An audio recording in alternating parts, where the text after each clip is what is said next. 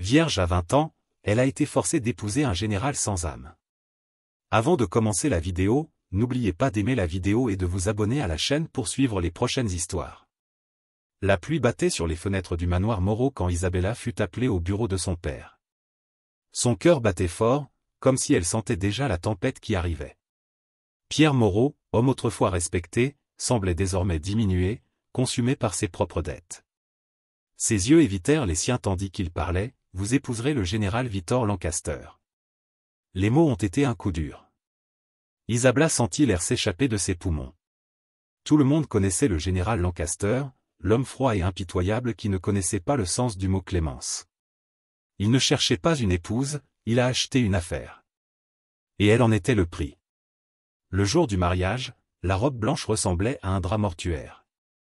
Isabella marchait vers l'autel comme si elle marchait vers sa propre condamnation. Le général l'attendait, imposant dans son uniforme noir.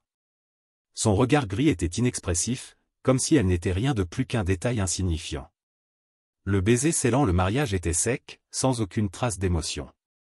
La nouvelle maison d'Isabella était aussi froide que l'homme qu'elle avait épousé. Le général la laissa seule le soir de leur mariage, sans même prétendre lui témoigner le moindre intérêt. Les jours suivants furent remplis de silence. Il partait tôt, revenait tard, ses pas résonnant dans les couloirs vides. Mais Isabelle n'était pas une femme qui acceptait son destin sans se poser de questions. Chaque jour, la soumission qu'ils attendaient d'elle se transformait en quelque chose de plus fort. Elle a commencé à l'observer, à tester ses limites, à chercher des fissures dans l'armure d'acier qu'il utilisait pour éloigner le monde. Et puis, par une nuit pluvieuse, la première confrontation a eu lieu. Le général entra dans la salle, les yeux sombres, l'expression durcie. Mais Isabella n'a pas reculé. Pour la première fois, elle le regardait comme un égal. « Vous ne pouvez pas m'ignorer éternellement, général. » Victor s'arrêta, ses yeux perçants fixés sur elle. Quelque chose de dangereux brillait dans son regard, un avertissement silencieux. « Fais attention à ce que tu souhaites, Isabella, » murmura-t-il. Elle sentit un frisson parcourir sa peau. Parce que pour la première fois, il réalisait qu'il jouait peut-être avec le feu. Et que si elle continuait à provoquer l'homme sans âme qu'elle appelait son mari, il n'y aurait pas de retour en arrière. La tension entre Isabella et le général grandissait de jour en jour. Depuis la nuit où elle l'avait confronté, elle avait remarqué quelque chose de différent dans son regard. Ce n'était pas seulement de l'irritation. Il y avait un conflit silencieux derrière cette expression froide, comme s'il essayait d'étouffer quelque chose en lui. Mais Victor Lancaster n'était pas un homme facile à lire. Le lendemain matin, Isabella trouva sa place à la table du petit-déjeuner, mais le général ne leva même pas les yeux lorsqu'elle entra. Il était ponctuel, méthodique et ignorait leur présence comme s'ils n'étaient que deux étrangers habitant le même espace. Mais cette fois, elle ne resterait pas silencieuse. « Tu évites toujours toutes sortes de conversations ou c'est juste avec moi ?» Le bruit de la tasse posée sur la soucoupe était le seul bruit qui rompait le silence. Il leva lentement les yeux, ses yeux gris se verrouillant aux siens. « Je parle quand il y a quelque chose d'utile à dire. » Elle haussa les sourcils. « Alors j'imagine que le monde doit être un endroit très silencieux pour vous. » Pendant un bref instant, le coin de sa bouche se courba presque en un sourire. Presque.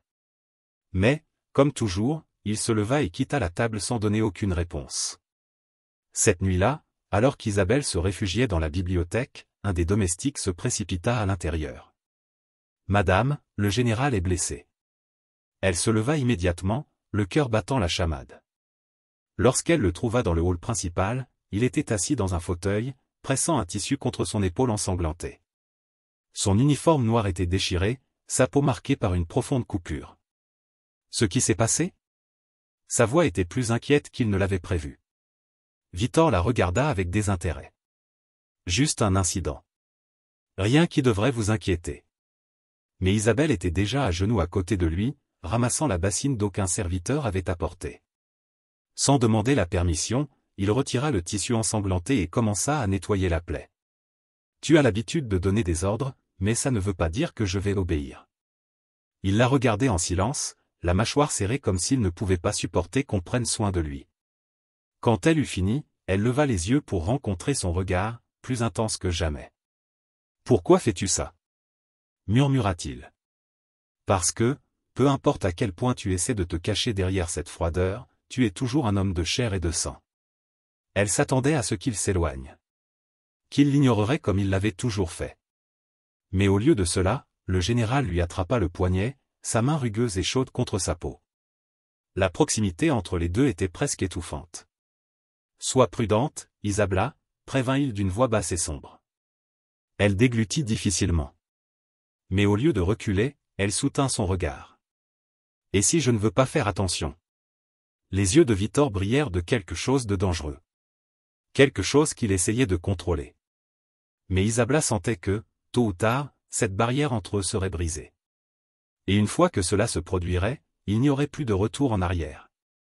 La tension entre eux est devenue un fil prêt à se rompre. Après cette nuit, quelque chose a changé. Le général était toujours réservé, froid la plupart du temps, mais son regard portait désormais quelque chose de plus, quelque chose qu'Isabella ne pouvait pas nommer. Et peu importe à quel point il essayait de le cacher, elle le remarquait. Un soir, alors qu'elle descendait chercher un livre à la bibliothèque, elle le trouva dans le salon, debout devant le feu. Le feu projetait des ombres sur son visage, marqué par le temps et la guerre. Il tenait un verre de whisky, ses doigts longs et fermes autour du cristal. Il ne semblait pas surpris de la voir. « Tu n'arrives pas à dormir ?» demanda-t-il sans quitter les flammes des yeux. Elle hésita, mais décida de s'approcher. « Non. Le silence dans cette maison est oppressant. » Il laissa échapper un rire court, presque ironique. Le silence est préférable aux paroles creuses. Isabella croisa les bras. Tu te caches derrière ce silence parce que c'est plus facile que de ressentir quelque chose. Cette fois, il tourna son visage vers elle. L'intensité de ce regard lui fit frissonner. Et tu penses me connaître suffisamment pour dire ça? Je crois que je commence à savoir, répondit-il fermement. Ce qui s'est passé ensuite était inattendu. Le général fit un pas en avant, réduisant la distance entre eux. La chaleur du feu n'était rien comparée à l'électricité qui se formait dans l'espace restreint entre eux. Alors dis-moi, Isabella, qu'est-ce qu'il y a en moi, à ton avis? Elle aurait pu reculer. Cela devrait. Mais au lieu de cela, il leva le menton. Quelque chose que vous essayez d'étouffer. Mais je vois. Les muscles de sa mâchoire se contractèrent. Pendant un moment, il a semblé qu'il allait dire quelque chose, mais à la fin, il a simplement tourné le dos et a quitté la pièce. Dans les jours suivants, Isabella remarqua qu'il évitait de la voir. Les repas furent pris en silence et il partit avant qu'une conversation puisse commencer. Mais le regard furtif qu'il lui lança alors qu'il pensait qu'elle ne regardait pas en disait plus que n'importe quel mot. Un après-midi, profitant de l'absence du général, elle explora la propriété. Les couloirs sombres, les vieux tableaux, tout dans cette maison portait une histoire que personne ne prenait la peine de raconter. C'est alors qu'il trouva une porte entr'ouverte. À l'intérieur, une pièce qui ne ressemblait pas au reste de la maison. Des livres éparpillés, des cartes dessinées à la main, des notes griffonnées sur de vieux papiers. Mais ce qui a attiré son attention, c'était une petite boîte en bois sur le bureau. Lorsqu'il l'ouvrit, il trouva de vieilles lettres, certaines froissées par le temps. Il en prit un, les doigts hésitants. Avant qu'elle puisse le lire, une voix résonna derrière elle. « Que faites-vous ici ?» Elle se retourna et trouva le général debout dans l'embrasure de la porte, le visage sombre. Je regardais juste. Il entra, prit la lettre de ses mains et ferma la boîte avec un claquement sec. Il y a des choses qui devraient rester intactes. Isabella fronça les sourcils. « Comment vas-tu » La façon dont ses yeux se rétrécirent fit battre son cœur. Pendant un instant, il sembla qu'il allait la jeter dehors, mais ensuite il soupira en passant une main dans ses cheveux. « Tu ne t'arrêteras pas tant que tu ne me comprendras pas, n'est-ce pas » Elle soutint son regard. « Non » Le silence continua. Puis Victor fit un pas en avant, puis un autre, jusqu'à ce qu'il soit si près qu'Isabella puisse sentir son parfum boisé. « Alors j'espère que vous êtes prêts pour ce que vous êtes sur le point de découvrir. » L'avertissement était clair. Mais ce qu'Isabella ne savait pas, c'était si elle était prête à reculer. L'avertissement flottait dans l'air entre eux, portant un poids qu'Isabella ne pouvait ignorer.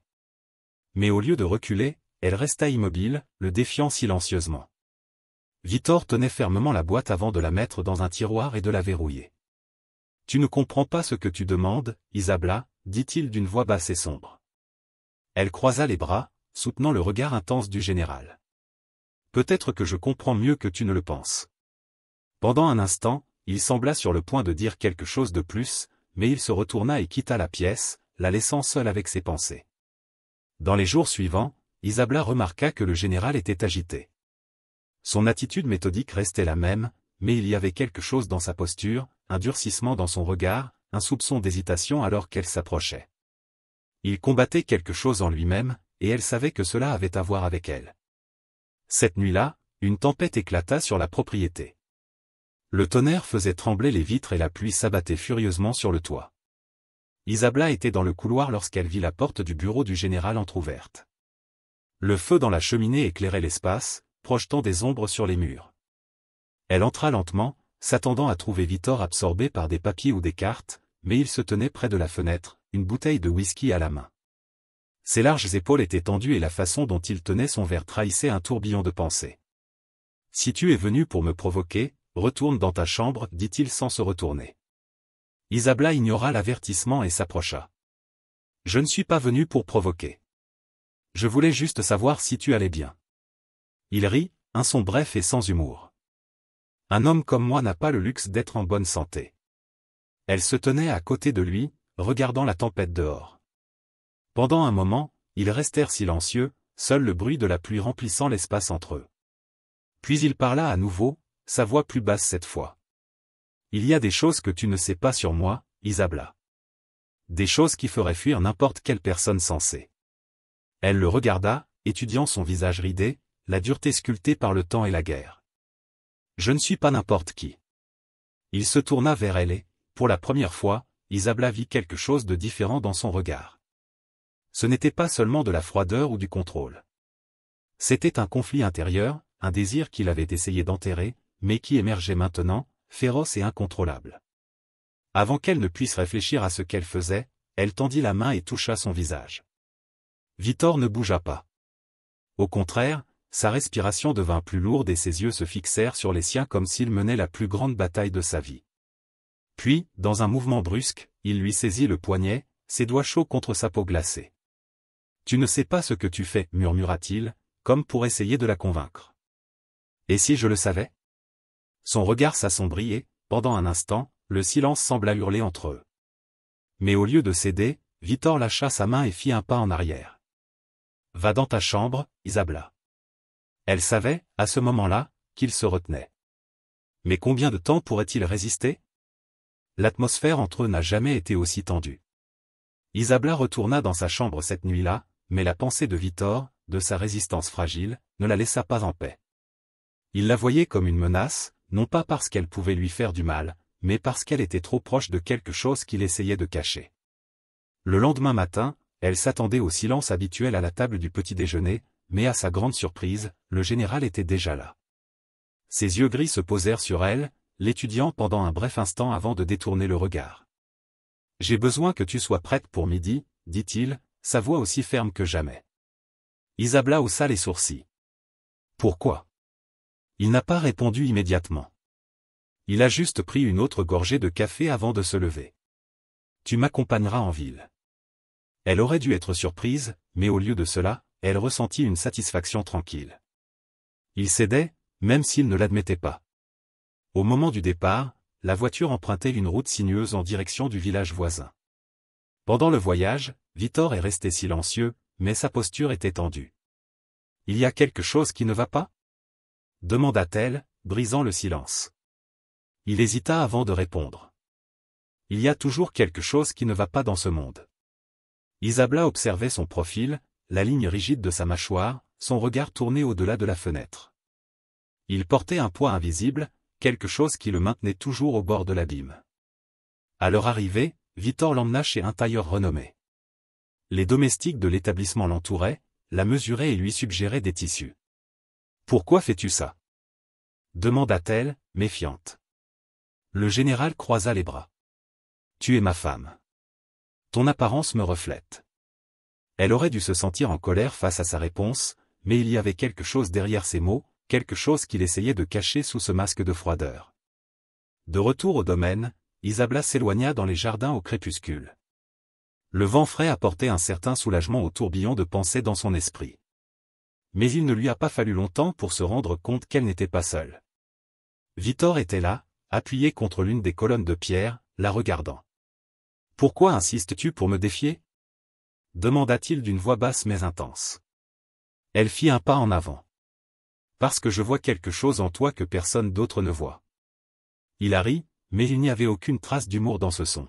« Et que vois-tu ? Un homme qui veut ressentir, mais ne se le permet pas. » Ses yeux se plissèrent, mais au lieu de s'éloigner, il tira sur son poignet, la forçant à le regarder attentivement. « Tu ne sais rien de moi, Isabla. » Elle n'a pas reculé. « Alors laisse-moi te rencontrer. » Pendant un instant, il parut déchiré. Comme s'il combattait quelque chose en lui-même. Mais soudain, il la lâcha et s'éloigna. « Cela ne peut pas arriver. » Isabla le regarda se retourner et disparaître à travers le manoir, laissant derrière lui plus de questions que de réponses. Mais elle était sûre d'une chose, la bataille que Victor menait contre lui-même était proche de sa fin. Et une fois tombé, il n'y aurait plus de retour en arrière. L'éloignement de Victor dans les jours suivants n'a fait que confirmer ce qu'Isabla savait déjà, il fuyait, non pas elle, mais lui-même. Cependant, il y avait une limite à la mesure dans laquelle on pouvait réprimer un désir avant qu'il n'explose de manière incontrôlable. Cette nuit-là, la maison était silencieuse, à l'exception du bruit de la pluie battant contre les fenêtres. Isabla marchait dans le couloir lorsqu'elle entendit des voix étouffées provenant du bureau du général. Il s'approcha de la porte entr'ouverte et vit Victor parler à un homme avec une expression sévère. « Tu sais que cette farce ne peut pas durer éternellement, Lancaster, » dit le visiteur, la voix chargée de mépris. « Mariage ou pas, on ne peut pas fuir ce qui doit être fait. » Victor maintint sa posture rigide, mais Isabla remarqua la façon dont sa main se serra en poing. « J'ai tenu ma part du marché, » répondit-il froidement. L'homme laissa échapper un rire sec. « L'as-tu accompli ? Garder une fille en cage dans cette maison ne correspond pas à un accord. Vous savez que lorsque le moment viendra, vous devrez choisir. » Le silence qui suivit fut épais et étouffant. Isabla n'a pas attendu d'en savoir plus. Il fit des pas rapides dans le couloir et retourna dans sa chambre, le cœur battant la chamade. De quoi parlait-il ? Quel choix allait-il devoir faire ? Le lendemain matin, le général l'évitait, comme s'il savait qu'elle en avait entendu plus qu'elle n'aurait dû. Mais Isabla n'était plus la jeune fille effrayée qui avait été forcée à se marier. S'il ne lui donnait pas de réponse, elle les prendrait elle-même. La première opportunité s'est présentée lorsque Victor a dû sortir pour résoudre un problème en ville. Dès qu'il est parti, Isabla est retournée au bureau. Elle savait qu'il gardait tout sous clé, mais son attention fut attirée par la cheminée. Sur le bois sombre de l'étagère se trouvait une petite boîte. À l'intérieur, il trouva une bague et une lettre pliée. Les mots qu'il contenait la coupaient le souffle. Le mariage ne change rien. S'il échoue, nous savons quoi faire. Le papier lui a glissé des doigts. Échouer ? Qu'est-ce que ça voulait dire ? Le bruit des pas dans le couloir la fit réagir. Rapidement, il rangea tout et quitta le bureau, le cœur battant. J'avais besoin de comprendre ce qui se passait avant qu'il ne soit trop tard. Ce soir-là, Victor n'est pas revenu pour le dîner. Le temps passa et le manoir fut plongé dans le silence. Agitée, Isabla se dirigea vers le balcon et vit sa silhouette arriver à cheval. Son corps semblait tendu lorsqu'il descendit de cheval, comme s'il portait un poids plus lourd qu'il ne pouvait supporter. Elle n'a pas réfléchi. Il est simplement descendu et l'a attendu à l'entrée. Lorsqu'il est entré, il s'est arrêté lorsqu'il l'a vue là. « Tu ne devrais pas être réveillé, » dit-il, la voix lourde d'épuisement. « Et tu ne devrais pas me mentir, » rétorqua-t-elle. Son regard se durcit. « De quoi parles-tu » Elle croisa les bras. « Tu sais. J'ai lu la lettre. » Victor resta immobile un instant, puis ferma les yeux et passa sa main sur son visage. Quand il la regarda, il y avait quelque chose de différent dans son expression, pas seulement de la colère, mais une profonde lassitude. « Tu n'aurais pas dû faire ça. Et tu ne devrais pas me cacher quelque chose d'aussi grave. » Il fit un pas en avant, la respiration saccadée. « Ce ne sont pas tes affaires. »« Je suis ta femme, » répondit-elle.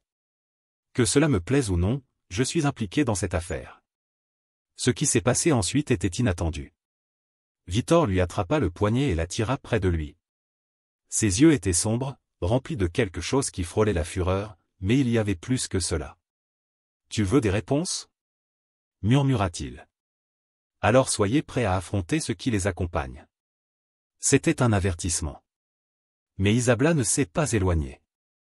Parce qu'à ce moment-là, il savait que la vérité était sur le point d'éclater et peut-être de tout changer entre eux. Le silence entre eux était perçant. La tension, étouffante. Isabla sentit la prise ferme de Victor autour de son poignet, mais elle ne se retira pas. Ses yeux se sont croisés dans les siens, attendant, défiant. Victor prit une profonde inspiration avant de lâcher prise, comme si ce contact lui brûlait la peau. Il tourna le dos et se dirigea vers la table, se versant un verre de whisky.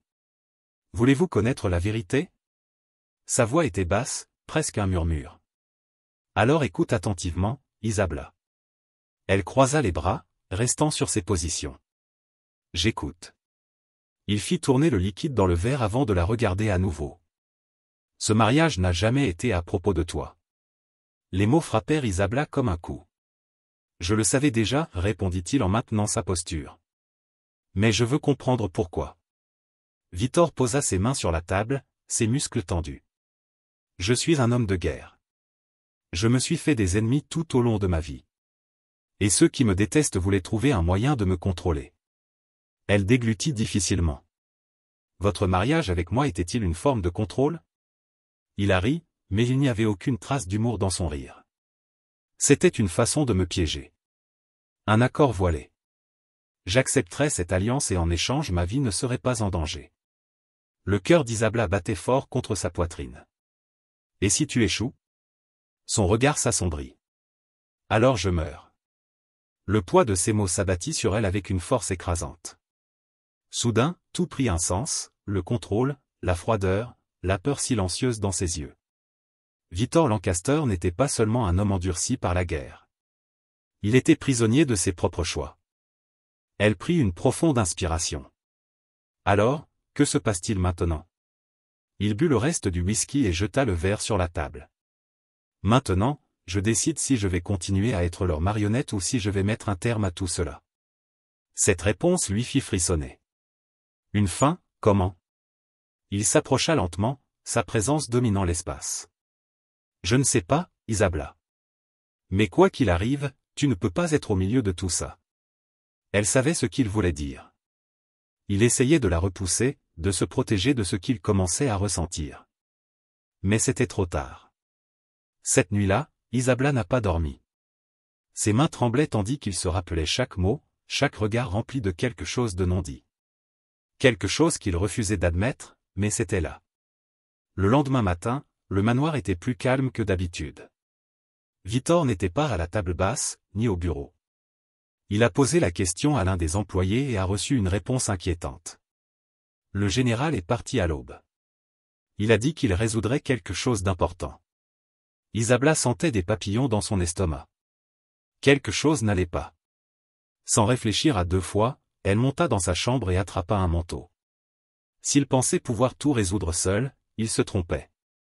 Et pour la première fois, ce n'était pas seulement un jeu de pouvoir entre eux. C'était quelque chose de bien plus grand. Quelque chose qui pourrait leur coûter la vie à tous les deux. Isabla franchit les portes du manoir sans se retourner. Le vent froid lui mordait le visage alors qu'elle marchait sur le chemin de terre, déterminée à retrouver Victor. Quelque chose en elle lui disait qu'il était en danger, et l'idée de rester là à attendre était insupportable. Lorsqu'il arriva au village, il remarqua que les rues étaient étrangement silencieuses. Les quelques résidents qu'elle rencontrait détournaient le regard, comme s'ils savaient quelque chose qu'elle ignorait. Son cœur se serra lorsqu'il reconnut l'un des officiers du général debout près de l'entrée d'une taverne. « Où est-il » demanda-t-il sans détour. L'homme hésita, mais son regard trahissait la tension. « Madame, vous ne devriez pas être ici. » Le général, il est allé résoudre un problème. « Quel genre de problème » L'officier se déplaçait mal à l'aise. Des hommes du conseil militaire sont venus à sa rencontre. Nous ne savons pas ce qu'ils veulent, mais cela ne ressemblait pas à une conversation amicale. Le frisson qui parcourait la colonne vertébrale d'Isabla n'avait rien à voir avec le temps. Où est-il maintenant ? Le soldat soupira avant de pointer du doigt un bâtiment en pierre au bout de la rue. Sans perdre de temps, elle s'y dirigea, sentant le poids de chaque pas. Alors qu'il s'approchait, il entendit des voix s'élever à l'intérieur. Penses-tu vraiment que tu peux continuer à jouer sur les deux tableaux, Lancaster? Je ne joue pas. Je choisis. La porte était légèrement ouverte et Isabella vit Victor debout, entouré de 3 hommes à l'air sévère. Il n'avait pas l'air intimidé, mais il y avait quelque chose de sombre dans ses yeux. Le mariage était ta dernière chance, a déclaré l'un des hommes. Mais il semble que tu n'aies pas retenu la leçon. Isabella sentit une boule dans sa gorge lorsqu'un des hommes sortit un poignard de sa ceinture. Sans réfléchir, il poussa la porte et entra. Arrête ça. Tout le monde s'est tourné vers elle. Victor resta immobile un instant avant que son expression ne se durcisse. Qu'est-ce que tu fais ici? Le chef du groupe haussa un sourcil, l'évaluant. Alors c'est la fille. L'épouse docile. Isabella leva le menton. Si tu le touches, je te jure que feras-tu? L'homme rit. Tu ne sais pas dans quoi tu t'es embarqué, ma fille. Victor s'avança, se plaçant entre elle et les hommes. Je t'avais prévenu de ne pas l'impliquer là-dedans. Tu ne peux pas décider ça pour moi, répondit-elle. Le silence qui suivit était chargé de tension. Victor serra les poings, mais il n'y avait aucune colère dans ses yeux, juste quelque chose qu'elle ne pouvait pas déchiffrer. Êtes-vous prêt à payer le prix, général? Murmura l'un des hommes. Je l'ai toujours été, répondit Victor, sa voix basse et dangereuse. Le chef sourit et rangea le poignard. Alors j'espère que tu es prêt. Parce que cette guerre n'est pas encore terminée. Les hommes partirent, laissant derrière eux un lourd silence. Isabella regarda Victor, attendant qu'il dise quelque chose. Mais au lieu de cela, il passa une main dans ses cheveux et expira lentement. Tu n'aurais pas dû venir. Elle croisa les bras. Et tu ne devrais pas me cacher des choses. Il l'observa longtemps avant de faire un pas en avant. Cette fois, son expression n'était pas froide, mais remplie de quelque chose qui lui coupa le souffle. Si tu continues à me défier comme ça, Isabella, il s'arrêta, les yeux fixés sur les siens. Quoi? Murmura-t-elle. Victor n'a pas répondu. Il lui a juste tenu le visage pendant un bref instant, son pouce effleurant sa peau avant de se retirer brusquement. Rentrons à la maison. Isabella savait, à ce moment-là, que quelque chose avait changé entre eux.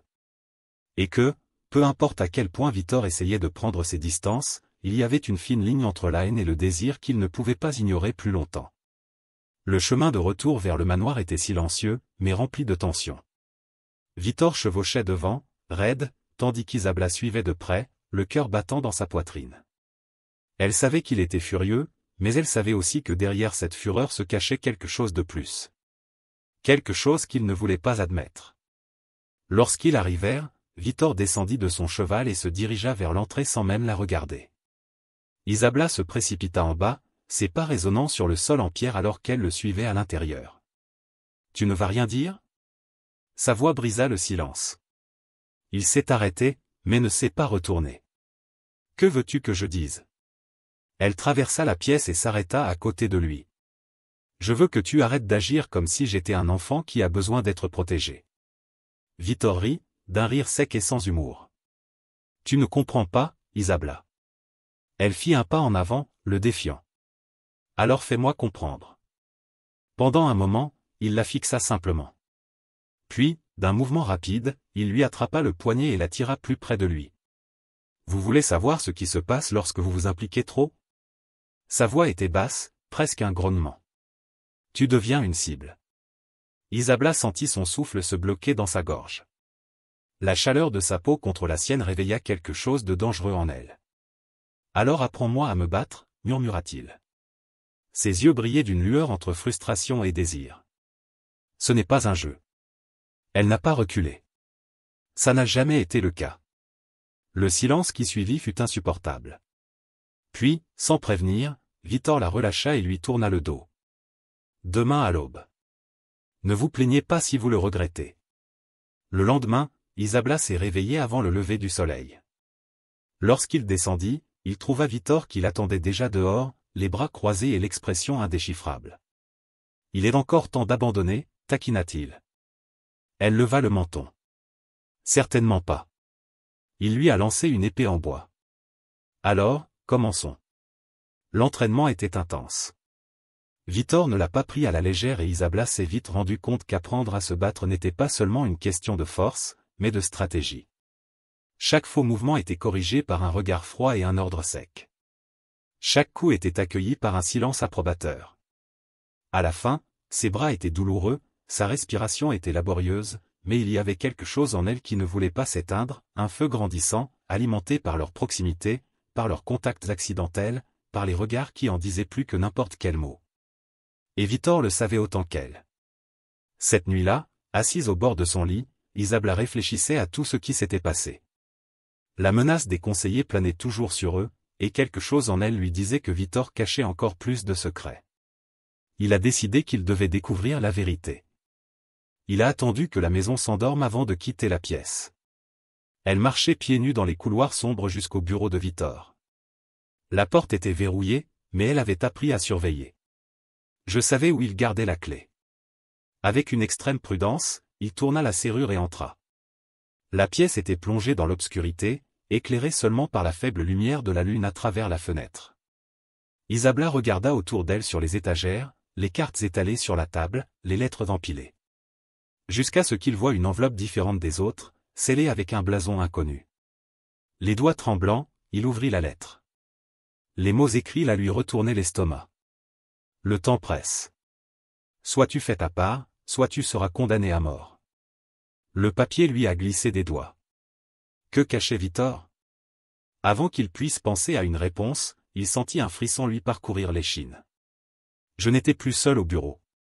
Elle se retourna lentement et trouva Vitor debout dans l'embrasure de la porte, les yeux fixés sur elle. La respiration d'Isabla s'arrêta. Il l'avait découvert. Le silence entre eux était étouffant. Isabla tenait fermement la lettre, le papier se froissant entre ses doigts. Le regard de Vitor était sombre, la ligne rigide de sa mâchoire indiquant qu'il combattait quelque chose à l'intérieur de lui-même. Il fit un pas en avant et elle se força à ne pas reculer. « Qu'est-ce que tu crois que tu fais » Sa voix était basse, mais pleine de danger. « Je pourrais demander la même chose » répondit-il en essayant de cacher le tremblement dans sa voix. « Qu'est-ce que cela signifie, Vitor ? Qui vous menace » Il n'a pas répondu immédiatement. Ses yeux se posèrent sur le papier froissé dans sa main, puis revinrent sur elle. « Tu n'aurais pas dû voir ça. » « Mais j'ai vu. Et maintenant je veux des réponses. » Vitor laissa échapper un lourd soupir et passa sa main dans ses cheveux. Il avait l'air différent, moins implacable, plus épuisé. Ce n'est pas si simple. Isabla s'approcha, ignorant l'instinct qui lui disait qu'il était sur le point de la repousser à nouveau. Alors explique-le-moi. Il y eut un moment d'hésitation, mais il prit la lettre de sa main et la jeta sur la table. Il y a des hommes qui pensent que je représente un risque pour eux. Mon mariage avec toi était une façon de prouver ma loyauté. Mais pour certains, cela n'était pas suffisant. Elle sentit le poids de ses mots. Ils veulent ta mort. Ils veulent s'assurer que je respecte les ordres. Et si je ne le fais pas, il n'avait pas besoin de terminer sa phrase. Isabla serra les poings. Alors, qu'est-ce que tu comptes faire? Vitor l'observa un long moment, comme s'il mesurait ses paroles. Il n'y a que deux options, obéir, ou agir avant eux. Le sens était clair. La tension entre eux était palpable. Isabla savait qu'elle ne devait pas s'impliquer davantage qu'elle ne l'était déjà, mais il était trop tard pour cela. Je veux aider. Son expression s'assombrit. Ce n'est pas une possibilité. Je ne demande pas la permission. Les yeux de Vitor brillèrent de quelque chose qu'elle ne pouvait pas déchiffrer. Tu ne comprends pas, Isabla. J'ai passé ma vie à me battre. Mais toi, tu peux encore t'en sortir. Elle secoua la tête. J'ai choisi de rester. La confession restait suspendue entre eux comme quelque chose d'interdit. Pendant un instant, il sembla sur le point de dire quelque chose, mais il se détourna et se dirigea vers la fenêtre. Demain, nous quitterons le manoir. Ce n'est plus sûr ici. Son ton ne laissait aucune place à la discussion. Le lendemain matin, tout s'est passé rapidement. Vitor rassembla quelques hommes de confiance et leur ordonna de préparer les chevaux. Isabla portait des vêtements plus simples et des bottes robustes, sachant que le voyage ne serait pas facile. Alors qu'ils montaient et quittaient les portes derrière eux, un sentiment étrange l'envahit. C'était comme si quelque chose était en train de changer. comme si c'était le début de quelque chose qui ne pouvait plus être arrêté. Le vent froid mordait la peau d'Isabla alors qu'il s'éloignait du manoir. Le soleil s'était à peine levé à l'horizon, teignant le ciel en orange, lorsque Victor leur ordonna d'accélérer le pas. Ces hommes le suivirent en silence, attentifs à toute menace qui pourrait surgir sur la route déserte. Isabla gardait le regard fixé devant elle, mais son esprit tournait à toute vitesse avec tout ce qu'elle avait découvert. La menace planait sur eux comme une ombre, et bien que Victor ait essayé de la tenir à l'écart de cette guerre, elle savait qu'elle était déjà impliquée. Après des heures de voyage, ils s'arrêtèrent près d'un ruisseau. Victor descendit le premier, ses yeux scrutant les environs comme s'il attendait quelque chose. Il semblait toujours prêt pour une bataille. « Reposons-nous un peu », dit-il sans la regarder directement. Elle descendit de son cheval, les jambes douloureuses à cause de l'effort. Il s'assit sur un rocher à proximité et regarda Victor parler doucement à l'un de ses hommes. Il y avait de la tension dans sa posture, et cela ne faisait qu'accroître son inquiétude. Il s'éloigna et vint vers elle. « Tu penses toujours pouvoir m'aider ?» demanda-t-il en croisant les bras. Isabla soutint son regard. « Je ne pense pas. Je sais. » Il laissa échapper un soupir, comme s'il était fatigué de se disputer avec elle. « Tu ne recules jamais, n'est-ce pas? J'ai appris ça de toi. » Pendant un instant, ses lèvres se courbèrent en quelque chose qui ressemblait presque à un sourire, mais cela disparut trop vite. « Voyons jusqu'où cet entêtement vous mènera. » Avant qu'elle puisse répondre, l'un des hommes s'est précipité vers elle. « Général, nous avons de la compagnie. » Victor se retourna immédiatement, son expression s'assombrissant. Isabla suivit son regard et vit 4 chevaliers s'approcher le long du sentier. L'air est devenu lourd. Victor fit signe à tout le monde de s'armer, mais garda une position ferme. Les chevaliers s'arrêtèrent à quelques mètres. L'un d'eux, le plus âgé, descendit calmement de cheval et marcha vers eux. Lancaster. Victor n'a pas répondu immédiatement. Son regard évaluait chaque mouvement du nouveau venu. « Que veux-tu » L'homme jeta un rapide coup d'œil à Isabla avant de reporter son attention sur le général. « Parle juste. »« J'en doute. » L'homme a ri. « Vous êtes désavantagé. Tu ne penses pas que tu devrais m'écouter ?» Victor garda sa main sur la poignée de son épée, prêt à agir. « Dis ce que tu as à dire. » L'étranger pencha la tête. « Le Conseil a déjà pris sa décision. Si vous persistez à résister, vous ne serez pas le seul à en subir les conséquences. » Isabla sentit un frisson lui parcourir l'échine. « Est-ce une menace ?» intervint-elle avant de réfléchir. L'homme sourit. « C'est un avertissement. » Victor fit un pas en avant, sa présence devenant encore plus intimidante. « Je ne suis pas du genre à suivre les avertissements. » Le silence qui suivit était chargé de tension. L'homme soupira, semblant amusé par la réponse. « Alors je suppose que nous nous reverrons bientôt. » Sans plus attendre, il remonta sur son cheval et partit avec les autres. Isabla regarda Victor. « Que devons-nous faire maintenant ?» Il ne détourna pas les yeux du chemin où les chevaliers avaient disparu. « Maintenant, nous nous préparons à la guerre. » La tension augmentait chaque jour. Le camp de fortune de Victor et de ses hommes était caché dans les montagnes, loin des yeux du Conseil. Isabla a refusé d'être laissée de côté, même lorsque Victor a insisté sur le fait que ce n'était pas sa place.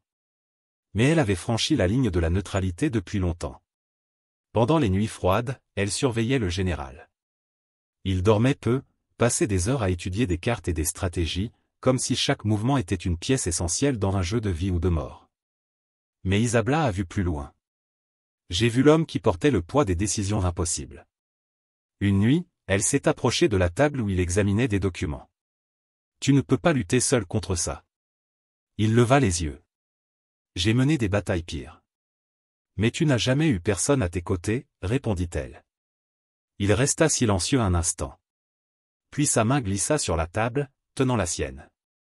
Tu es la seule faiblesse que je ne peux pas me permettre. Isabla sentit son cœur s'emballer. Alors bats-toi pour moi. La réponse est venue dans un regard intense, plein de promesses silencieuses. Le lendemain matin, les éclaireurs revinrent avec des nouvelles alarmantes. Le Conseil avait envoyé une armée pour les traquer. Ils avaient moins d'une journée avant d'être encerclés. Victor rassembla ses hommes. Nous ne pouvons pas fuir. Nous ne pouvons pas nous cacher. Mais nous pouvons les faire réfléchir à 2 fois avant de nous sous-estimer. Les regards déterminés autour d'eux confirmaient qu'ils étaient prêts pour la bataille. Isabla n'a pas été laissée pour compte. Elle enfila une tenue appropriée, attacha ses cheveux et sortit un poignard. N'essayez pas de m'arrêter. Victor n'a pas discuté. Il lui a simplement tendu un petit poignard et lui a lancé un regard significatif. Au crépuscule, la bataille a commencé. Le bruit des épées résonna à travers les montagnes. Des cris mêlés au choc du métal. Isabla combattait aux côtés de Victor, chaque coup étant plus précis que le précédent. Elle n'était pas seulement une dame prisonnière d'un destin imposé. C'était une femme qui a choisi de se battre. Le conseil a sous-estimé la force d'un homme qui n'avait plus rien à perdre. Alors que le dernier ennemi tombait, Victor resta debout, sa poitrine se soulevant et s'abaissant lourdement. Isabla courut vers lui. Il a terminé. Il l'attira vers lui, la tenant fermement. Oui. C'est fini. Les quelques survivants de l'armée du conseil s'enfuirent. Victor regarda ses hommes, leurs visages épuisés mais victorieux. Maintenant nous sommes libres. La guerre qu'ils ont tenté d'imposer est terminée, mais le changement qu'ils ont initié ne fait que commencer. Victor n'était plus un général sans âme. Isabla n'était plus une jeune femme soumise. Et ensemble, ils ont réécrit un destin qui semblait impossible. Si vous avez aimé cette histoire, n'oubliez pas d'aimer, de commenter et de partager. Abonnez-vous pour plus d'histoires comme celle-ci. Merci d'avoir suivi jusqu'au bout.